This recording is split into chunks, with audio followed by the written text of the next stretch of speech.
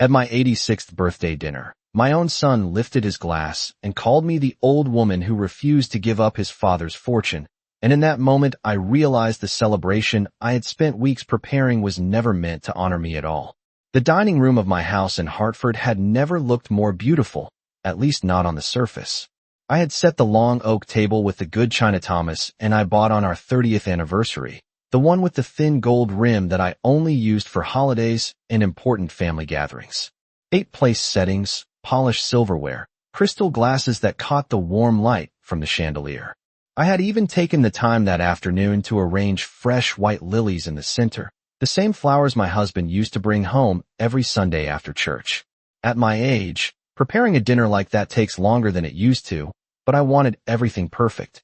Turning 86 felt like something worth celebrating, not because of the number itself, but because every year after Thomas passed felt like a year I had to learn how to stand on my own again. I wore the navy blue dress he always said made me look dignified, the one that still fit if I fastened the top button carefully and stood up straight. When I looked at myself in the hallway mirror before the guests arrived, I didn't see an old woman ready to give up anything. I saw the same person who had helped build a life from nothing, who had stood beside her husband through 47 years of work, sacrifice, and decisions that most people never even knew about. Daniel arrived first, just before 6, carrying a bottle of wine I knew he hadn't chosen himself.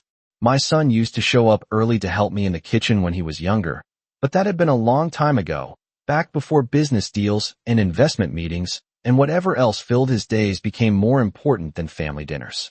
He kissed my cheek quickly, already glancing toward the dining room like he was checking whether everything looked expensive enough. Linda came in right behind him, perfectly dressed as always, her smile polite but thin, the kind of smile that never quite reached her eyes. She complimented the table, the flowers, the house. All the right things. But her voice carried that careful tone I had learned to recognize over the years, the one she used when she was measuring something, calculating something, deciding how much patience she needed to pretend she had. By the time Emily and the others arrived, the house was full of conversation that sounded cheerful if you didn't listen too closely. I moved between the kitchen and the dining room, carrying dishes, refilling glasses, making sure everyone had what they needed, the way I had done for decades.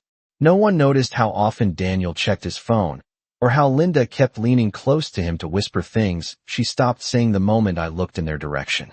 Maybe 10 years ago, I would have ignored it. Maybe even 5. But the older you get, the less noise it takes to hear the truth hiding underneath. We finally sat down a little after 7. I took my seat at the head of the table, the same seat Thomas used to insist belonged to me whenever we hosted anything in this house. For a few minutes everything felt almost normal. Plates passed from hand to hand. Someone laughed about traffic on the interstate. Emily asked me if I was feeling well enough to travel this summer. I remember thinking that maybe I had been wrong. Maybe this dinner really was just a dinner, just family, just another year. Then Daniel stood up with his glass in his hand. At first I thought he was going to say something kind. He had already had more wine than usual, his face a little flushed, his movements slower than they should have been, but he was smiling, and everyone turned toward him the way families do when someone makes a toast. He cleared his throat, lifted the glass higher, and said, loud enough that every person at the table could hear him clearly, "To Mom, to the toughest old woman I know, the one who still won't let go of Dad's fortune no matter how old she gets." A few people let out small, uncertain laughs, the kind people make when they're not sure if something is supposed to be funny. Daniel kept going, his words loosening the way they always did when he drank too fast. 86 years old, and still holding the keys to everything. Guess we'll all be retired before she decides to share. The room went quiet after that, the kind of quiet that presses against your ears. I felt every eye at the table move toward me, waiting to see what I would do, waiting to see if I would argue, or cry, or pretend I hadn't heard what my own son had just said in front of the whole family. I picked up my glass slowly, careful not to let my hand shake, and forced a small smile that surprised even me with how steady it felt. "Thank you, Daniel," I said, my voice calm, almost gentle. "Your father always believed a person should hold on to what they promised to protect." He frowned like he didn't understand what I meant, and for a moment I let myself look around that table, at my son, my daughter-in-law, my family, the house I had lived in for more than half my life, and I realized something I should have understood long before that night. They thought this dinner was about my age. They thought this was about money. They had no idea it was the night I finally saw them clearly. For a long time after everyone left that night, I stayed in the dining room alone, sitting in the same chair at the head of the table where I had been sitting when Daniel made his little speech. The plates were still there, half empty, the glasses with fingerprints on the crystal, the candles burned low until the wax had started to bend against the holders. I did not clean anything right away. At my age, you learn that sometimes the quiet after people leave tells you more than anything they say while they are there. The house felt larger than usual, the way it always does after a gathering. But that night the silence felt different, heavier, like the walls themselves had heard what was said and were waiting to see what I would do next. I reached for the small framed photograph at the end of the table, the one I always kept there during family dinners. It was a picture of Thomas standing in front of the first office we ever owned, back when the sign still looked new and the windows still had the paper advertisements taped inside. He was smiling the way he always did when he believed the future would turn out exactly the way he planned it. People like to think fortunes appear all at once, like a winning ticket or an unexpected inheritance, but that was never how it happened for us. Thomas worked 6 days a week for nearly 30 years before anyone ever called him successful. And for most of those years I was the one who kept the books at the kitchen table late at night after Daniel went to sleep. I remember the smell of coffee going cold beside stacks of invoices, the sound of the old calculator clicking while the rest of the house was quiet. There were winters when we kept the heat lower than we should have just to make sure the business stayed afloat. Summers when vacations meant driving 2 towns over instead of flying anywhere. Daniel never saw most of that. By the time he was old enough to notice money, there was finally enough of it that he assumed it had always been there. After Thomas passed, the lawyers explained everything again, every account, every property, every document with his name on it that now required my signature instead. I remember sitting in Robert Klein's office with the folder open in front of me, listening to words like trust, executor, beneficiary, responsibilities. Thomas had arranged things carefully, not because he did not love his son, but because he believed that money handled too easily could change the way people treated each other. He told me that himself the last year he was alive, one evening when we were sitting on the back porch watching the sun go down behind the trees. He said that holding the family together would matter more than holding the money, but that sometimes the only way to protect one was to control the other. I did not understand completely back then, or maybe I did not want to. Daniel was still calling every week in those days, still asking for advice, still stopping by on Sunday afternoons just to sit at the kitchen table and talk about nothing important. Things changed slowly after the business grew larger, then faster after he married Linda. She was always polite, always careful with her words. But from the beginning, she asked questions that did not sound like the questions of someone who was simply curious. She wanted to know how the company had been structured, how the properties were titled, how the accounts were divided after Thomas died. At first I answered because I thought that was what families did. We shared information, we trusted each other, we assumed the best. Then the questions started coming more often, and the tone behind them felt different, like every answer I gave was being stored somewhere, measured against something I could not see. About a week before the dinner, the bank called to confirm a request for updated authorization on one of the accounts Thomas had left in my name. The young man on the phone spoke politely, the way they always do, but he sounded confused when I told him I had not asked for any changes. He read the name on the request twice, then apologized and said it must have been a mistake, something entered incorrectly, something they would correct right away. I thanked him and hung up, but I did not forget the sound of hesitation in his voice. The next day Linda called to ask if I had thought any more about simplifying things. That was the word she used, simplifying. As if the life Thomas and I spent building together had become clutter that needed to be cleared away. She said it might be easier for everyone if the accounts were organized differently, if the paperwork was updated, if I let Daniel help handle the details so I would not have to worry about them anymore. I told her I would think about it, the same way I always did, calm, polite, giving nothing away. By the time I finished washing the last glass from the dinner that night, the house was completely quiet again. I turned off the dining room light, stood there for a moment in the dark, and understood something with a clarity that did not leave any room for doubt. That toast had not been a joke. It had been a test, and now I knew exactly what they were waiting for. The next morning, I woke up earlier than usual, long before the sun had fully come up over the trees behind the house. And for a few minutes, I lay still in bed listening to the quiet the way I always did when something was weighing on my mind. At 86, sleep does not come as easily as it used to, but that morning I had not really been asleep at all, only resting my eyes while my thoughts kept circling the same questions over and over again. When you live long enough, you learn to recognize the difference between a careless comment and a deliberate one, and what Daniel said at the table the night before did not feel careless to me. It felt practiced, like something he had been thinking about long before he ever lifted that glass. I got up slowly, put on my robe, and walked down the hallway toward the kitchen, passing the study where Thomas used to sit every evening going over paperwork long after everyone else had gone to bed. The door was half open, the same way I always left it, and for a moment I stood there looking inside at the desk, the filing cabinets, the old leather chair that still creaked the same way it did 20 years ago. Most of the documents had been moved to the office downtown after he died, but I kept a few things here. Copies of the original agreements, the trust papers, the letters Thomas had written in his own careful handwriting when he first started planning how everything would be handled after he was gone. He believed in writing things down clearly, not because he expected trouble, but because he had seen what happened in other families when money was left without instructions. I made coffee and sat at the kitchen table with the cup warming my hands, looking out the window at the backyard that used to be full of noise when Daniel was a boy.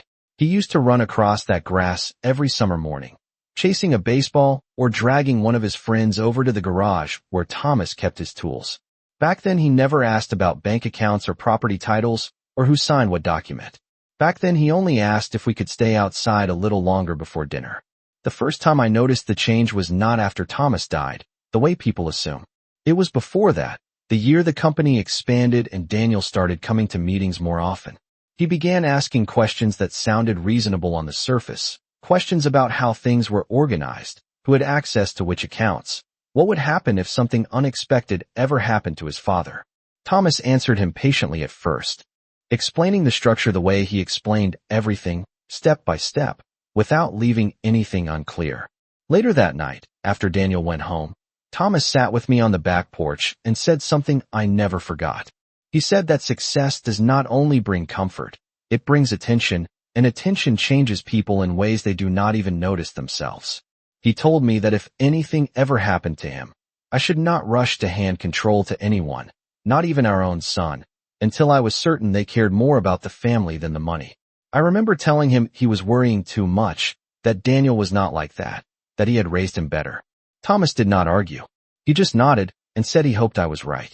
After the funeral, when everything settled into that strange quiet that comes after people stop visiting and the house finally feels empty, Daniel came over more often for a while. He brought groceries, fixed a loose railing on the back steps, sat with me in the evenings, and talked about small things that did not matter. Linda came too, always polite, always helpful, offering to organize papers, to call the bank for me, to make sure everything was up to date so I would not have to deal with it alone. At the time I was grateful. Losing a husband after so many years leaves a space you do not know how to fill, and it felt natural to let my son step closer into that space. The question started again a few months later, slowly at first, then more often. Linda wanted to know which accounts required my signature and which ones were automatic. Daniel asked if it would be easier if his name was added to certain documents in case of emergencies. They both spoke carefully, always saying it was for my convenience, for my peace of mind, for the future. I agreed to small things, the harmless ones, the kind that did not change anything important, or at least I thought they did not. Then, about 3 weeks ago, Robert Klein called and asked if I could come by his office when I had time. His voice sounded the way it always did, calm and professional, but there was a pause before he spoke my name, the kind of pause that tells you the conversation will not be as simple as it sounds. I drove there the next morning, taking the same route Thomas and I had taken together for years, past the old church on the corner and the hardware store that still has the same sign in the window. Robert closed the door after I sat down, folded his hands on the desk, and asked me a question that made me understand the bank call had not been a mistake at all. He asked me if I had recently approved any changes to the trust Thomas created, because someone had contacted his office asking what it would take to transfer authority sooner than expected.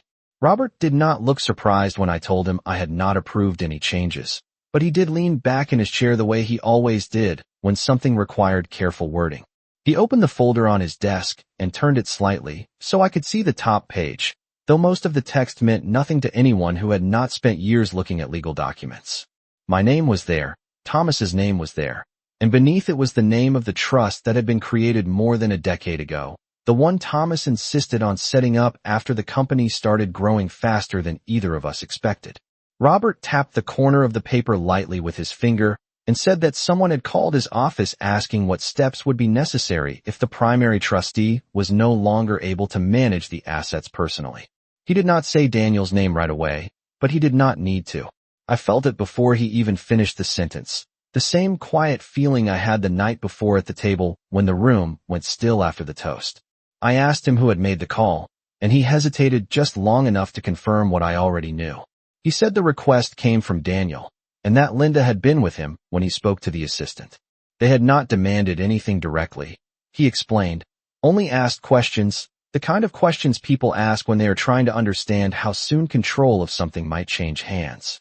Robert told them the same thing he was telling me now, that the trust was written very clearly, that nothing changed unless I decided it should, and that Thomas had made sure of that in language that left no room for interpretation. I remember sitting there with my hands folded in my lap, listening to every word without interrupting, because once you reach a certain age you realize that reacting too quickly only tells people more than they deserve to know. Robert asked me if I wanted him to contact Daniel directly and explain the situation again, but I shook my head and told him no. I said there was no need to make a problem where there was not one, and that I preferred to handle family matters inside the family. He watched me for a moment the way he used to watch Thomas during business meetings, as if he was deciding whether I already understood more than I was saying. Then he nodded and closed the folder, but before I stood up, he said something that stayed with me the whole drive home. He said that Thomas trusted my judgment more than anyone else's, and that if I ever felt pressure to make decisions before I was ready, the trust allowed me to make changes that no one could question later. I thanked him, told him I appreciated his concern, and walked out of the office as calmly as I had walked in. The air outside felt colder than it should have for that time of year, and I remember standing beside my car for a moment, looking across the parking lot at nothing in particular, just letting the silence settle until my thoughts stopped racing. On the drive back to the house, I passed the grocery store where Linda likes to shop, the pharmacy on the corner where Daniel picked up my prescriptions after Thomas died, the same streets I had driven for decades without ever wondering who might be watching which decision I made. When I pulled into the driveway, I sat there for a long minute before turning off the engine, because once I went inside I knew I would not be able to pretend I had not heard what Robert told me. That afternoon Linda called, her voice bright and careful, asking if I was feeling tired after the party, asking if I had thought any more about letting Daniel help organize the accounts so I would not have to worry about them alone. She said it gently, almost kindly, but now every word sounded different, like I could hear the meaning underneath the meaning. I told her I was doing fine, that there was no rush to change anything, that her concern meant a lot to me. She paused for a second, just a second, and in that pause I could hear disappointment she tried to hide before she started talking about something else. After we hung up, I went into the study and opened the bottom drawer of Thomas's old desk, the one where I kept the copies of the original trust papers. The pages were exactly where I left them, the signatures still dark against the white paper, the date written in Thomas's steady handwriting from the year he decided that protecting the family meant planning for the day when the family might not agree with him. I sat down in his chair and read the same paragraph 3 times, the one that explained what would happen if the person in control ever believed the assets needed to be protected from pressure, even pressure from inside the family. When I finished, I closed the folder carefully and placed it back in the drawer, then shut it the same way I always did, without slamming it, without making any noise at all. That was the moment I understood the dinner had not been the beginning of anything. It had been the proof that whatever Daniel and Linda were planning had already started, and now I knew exactly how patient I needed to be.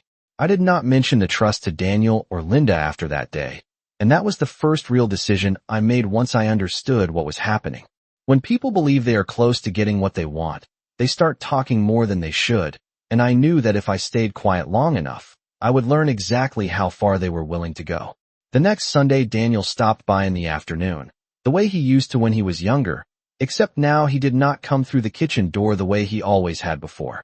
He rang the front bell and waited on the porch until I opened it, holding a box of pastries from the bakery downtown, like he wanted the visit to look thoughtful.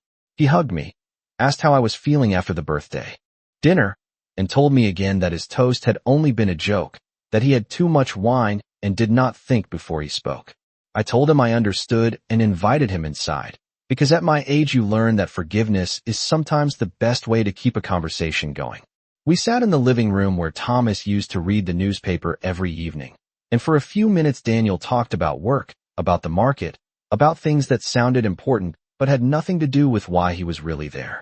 Then, just like before, the subject turned slowly, almost politely, toward the same place it always did.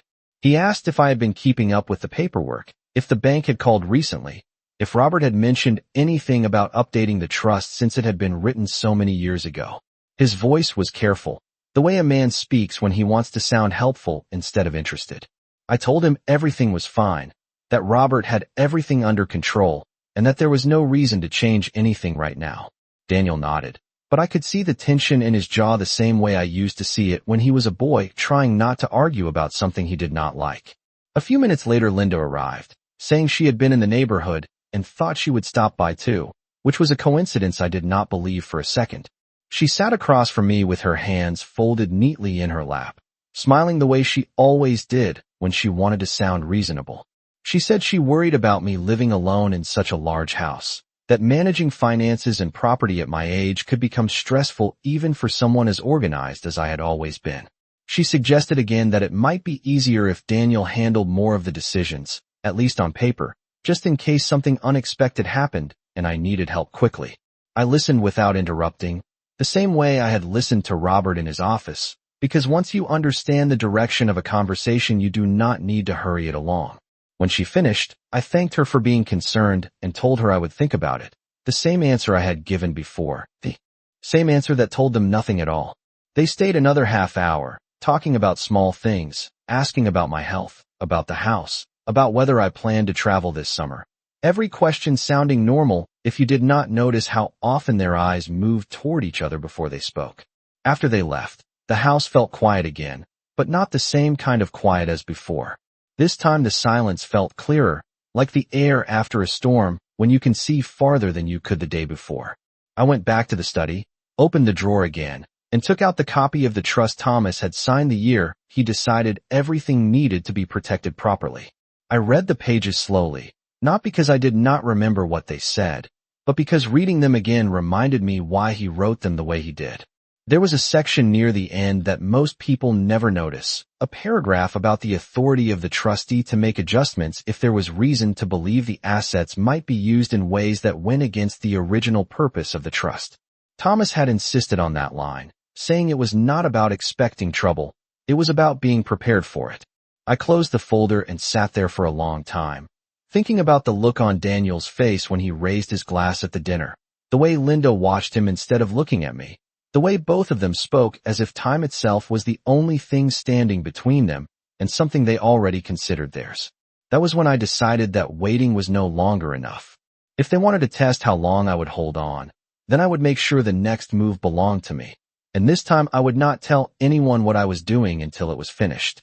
I called Robert the next morning and asked if he had time to see me again, and he did not ask any questions over the phone, which told me he already understood the visit was not going to be routine. When I arrived at his office, the receptionist greeted me the same way she always had for years, but I noticed she spoke a little softer than usual, the way people sometimes do when they realize the conversation behind the closed door might carry more weight than usual. Robert stood when I walked in, shook my hand, and waited until I sat down before he closed the door carefully and returned to his chair. He did not open any folders right away.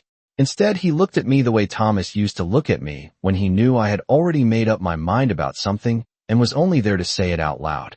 I told him I had read the trust again, every page, including the section Thomas insisted on adding about protecting the assets if the person responsible ever believed there was pressure from inside the family. Robert nodded slowly and said he remembered that conversation very well, because Thomas had been very clear that the clause was not meant for strangers, It was meant for anyone, even family, if the situation ever required it. I asked him what would happen if I decided to use that clause now, not because anything illegal had happened, but because I no longer believed the intentions around me were what Thomas wanted them to be. Robert leaned back in his chair, folded his hands, and explained everything the same way he always did, step by step, without rushing. He said the trust allowed adjustments as long as the original purpose was still respected, and the original purpose had always been to protect the family business and make sure it stayed stable instead of being divided too quickly. He told me that if I wanted, the structure could be changed so that control would not pass automatically the moment I was gone, but instead would be placed under conditions that had to be met first. He made sure to say that the decision was entirely mine, and that once it was written, no one would be able to argue it had been done without authority. I sat there for a moment without speaking, listening to the ticking of the clock on the wall behind his desk, the same clock that had been there since the first time Thomas brought me to that office almost 20 years earlier. Back then I had barely understood half of what they talked about. Now every word felt sharp and clear. I told Robert the first did not want to take anything away from my son, but I did want to make sure the things his father built were not treated like something that could be demanded just because enough time had passed. Robert asked if I wanted the changes to take effect immediately or only under certain conditions, and that was when I realized exactly what I needed to do. I told him I wanted the trust rewritten so that control of everything would stay exactly where it was unless the person receiving it showed the same responsibility Thomas always expected, and that any attempt to pressure, rush, or force a decision would delay that transfer instead of speeding it up. Robert did not smile, but I could see in his eyes that he understood why Thomas trusted me to make that call. He said the paperwork would take a few days, maybe a week, and that no one would know about it unless I chose to tell them. I thanked him, stood up, and shook his hand the same way I had done for years, calm, steady, without giving away anything more than I needed to.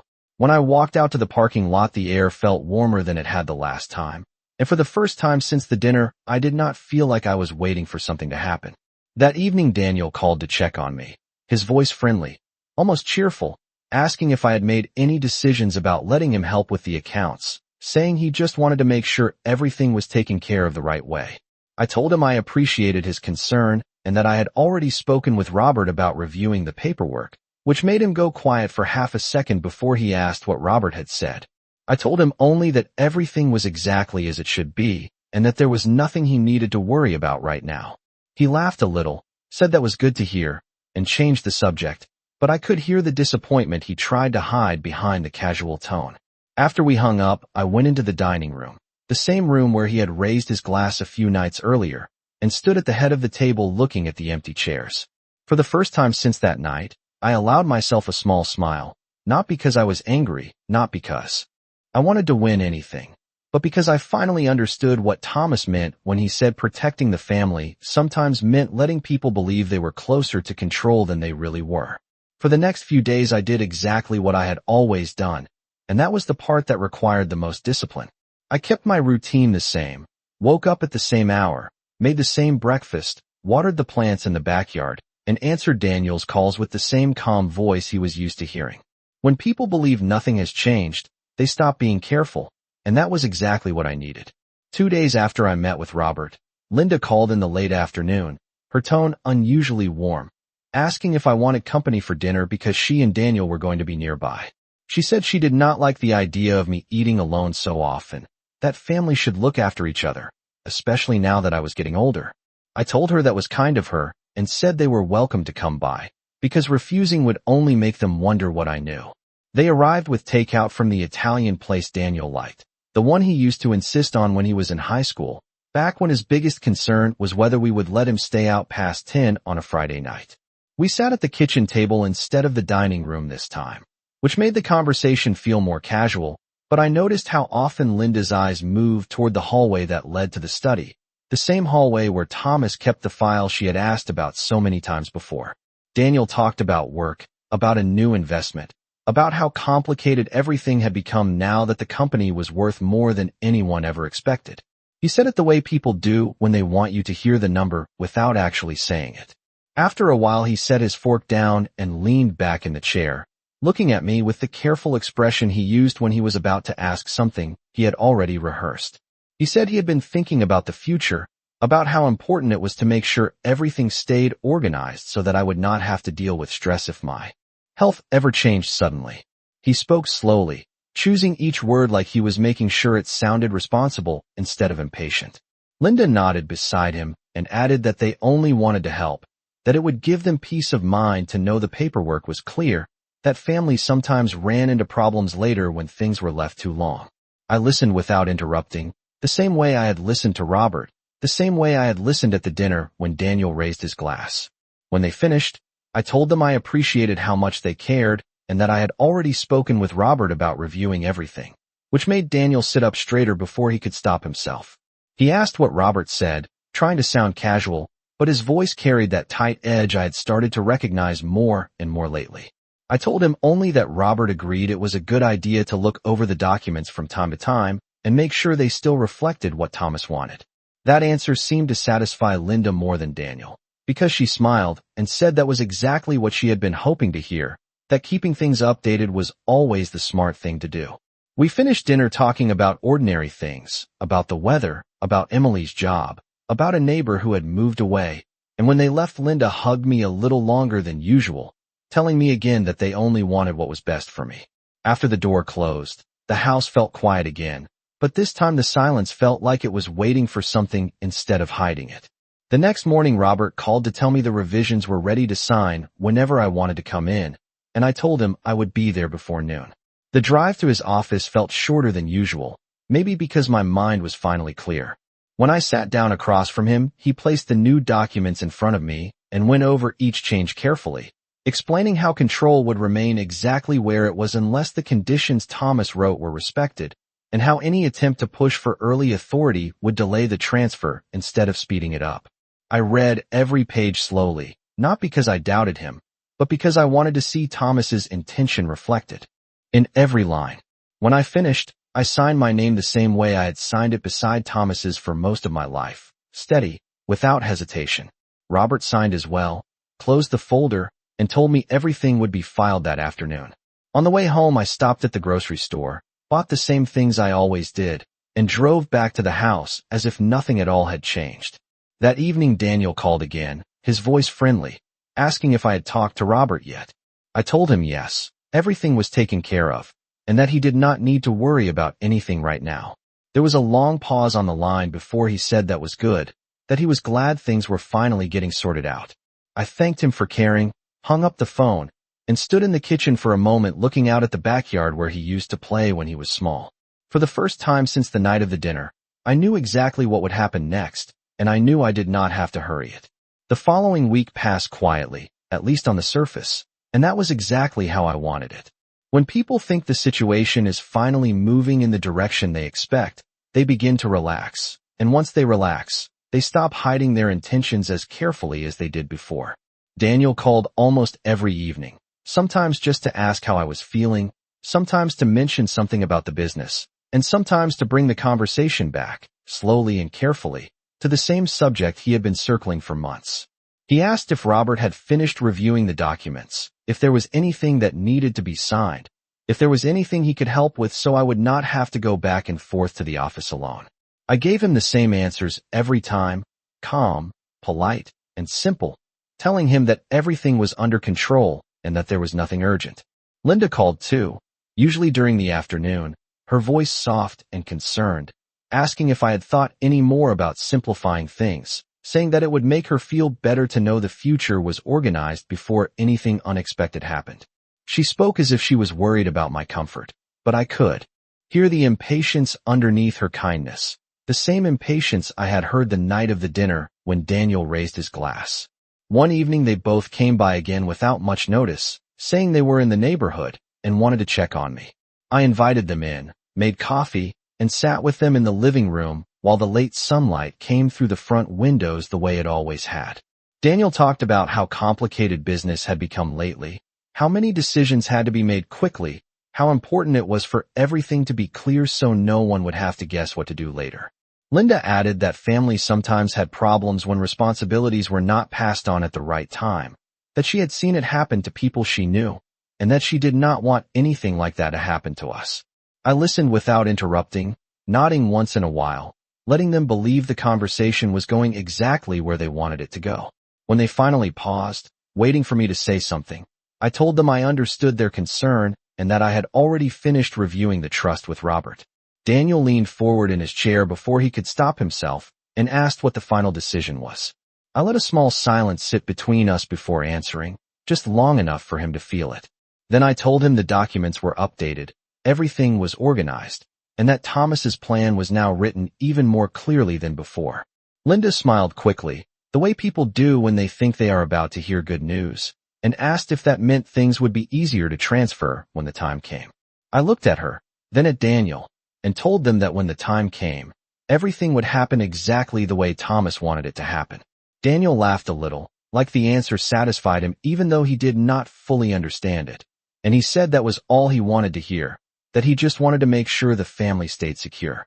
They stayed for another half hour talking about small things, about the weather, about Emily's new apartment, about nothing important, and when they left, Linda hugged me again and told me she felt much better knowing the paperwork had finally been taken care of. After the door closed, I stood in the hallway for a moment listening to the sound of their car pulling away from the driveway, and for the first time since the birthday dinner, I felt completely certain about what would happen next. 2 days later, Robert called and told me the final copies had been filed and that everything was now official. He said that from this point on the trust would remain exactly as it was written unless I decided to change it again, and that any request to move control earlier than planned would have to follow the conditions Thomas had insisted on years ago. I thanked him, hung up the phone, and went into the dining room, the same room where the whole thing had started.